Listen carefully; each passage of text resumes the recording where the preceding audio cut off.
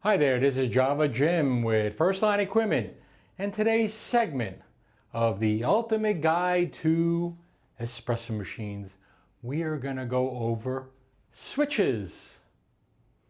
Okay, and there's an assortment here, and this is a small assortment that we have here at First Line Equipment.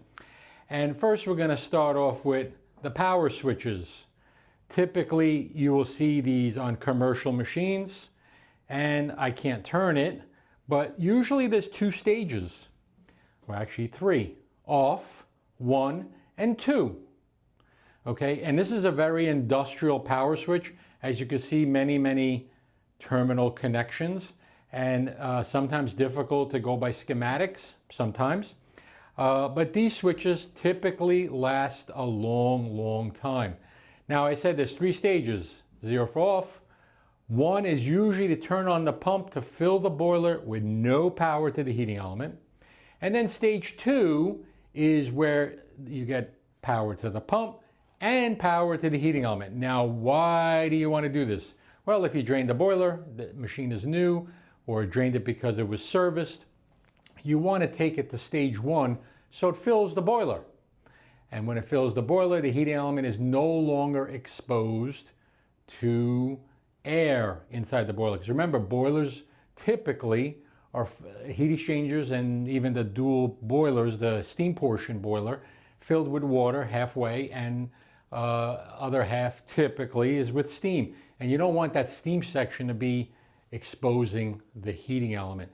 Now, when you turn on these switches or turn them off, first go to stage 1, stop, let the machine refill, then go to stage 2, and then it starts heating up. And then in reverse, back to stage 1, just wait a second, and then stage 2. Switches, sometimes when you flick them too fast, they can actually create a surge. Hasn't happened a lot, but I have seen it. Here we have another type of switch, which was pretty common back in the 90s as well as the early 2000s. As you can see, 6 terminals. Okay. Also, on some commercial machines, you had these 4 terminal switches. Okay, this one sticks in and out. This could be used for the coffee switch. It could be used also for a steam switch. It could be used for a power switch, and in some cases, even a boiler refill switch. Because many years ago, these units didn't have brain units to automatically refill the boiler. Again, to keep the heating element exposed, you would look through the sight glass and say, oh, let's turn the switch on and fill the boiler. Now, the boiler refill ones typically don't stick in on those older machines. You have to hold it in and it pops out. Why? Because you don't want to press it in and walk away for 5 minutes and then you have water all over the place. So there's these type of switches. In the past 5 or 6 years, they've gone to these smaller type of switches. You'll find these on home models, but also I've seen them on some commercial, very small terminals. Okay, very small switches. And these tend to get zapped a lot by electrical currents, as opposed to these bigger ones. So size does matter sometimes. Here we have another rocker switch, 4 terminals, but they also at some point probably had them with 6. This one green color, yellow color. And then recently, the last few years, around 21, 22, you have multiple terminals on this switch with an illumination around the outside of the button.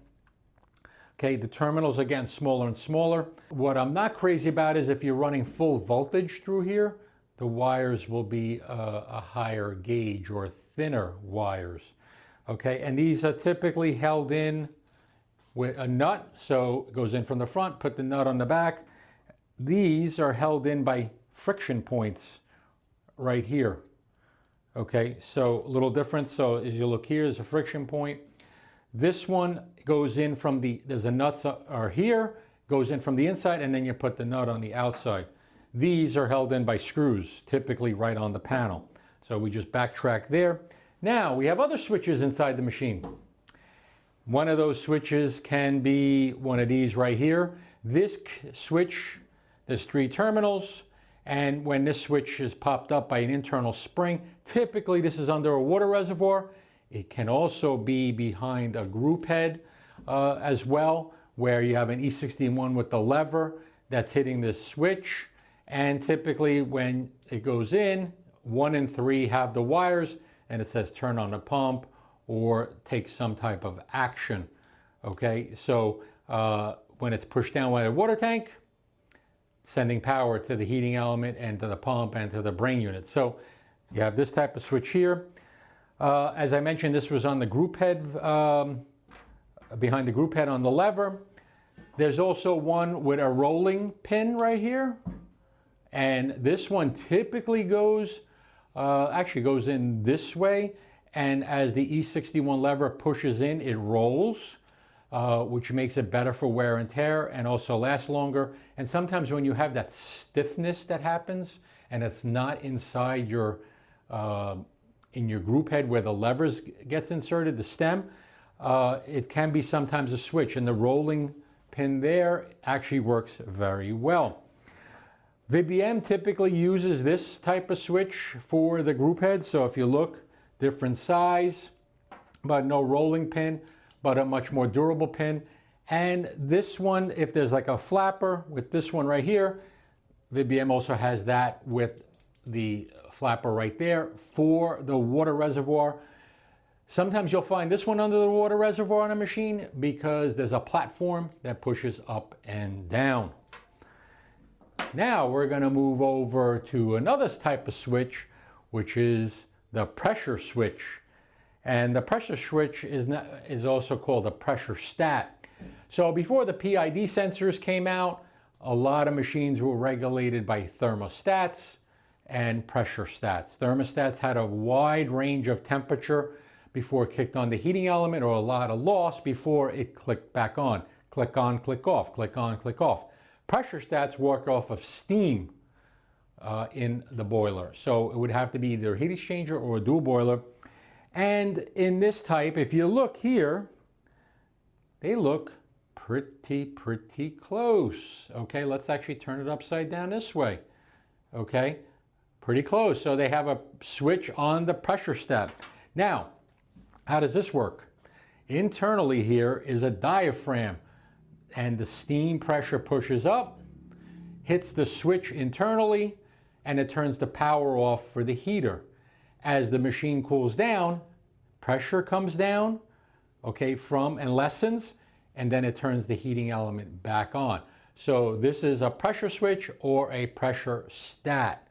This is the modern one. There's a bunch of brands that have these.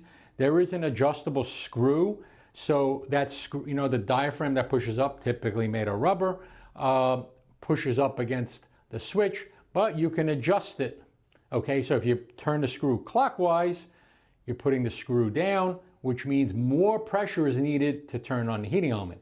Counterclockwise, there's less pressure needed and it clicks the switch on faster at a lower pressure and turns off the heating element, and vice versa for turning the heating element on and off.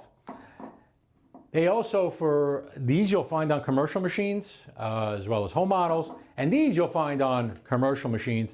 This is a Sarai, or it could be a Parker. Typically there's a cover, okay?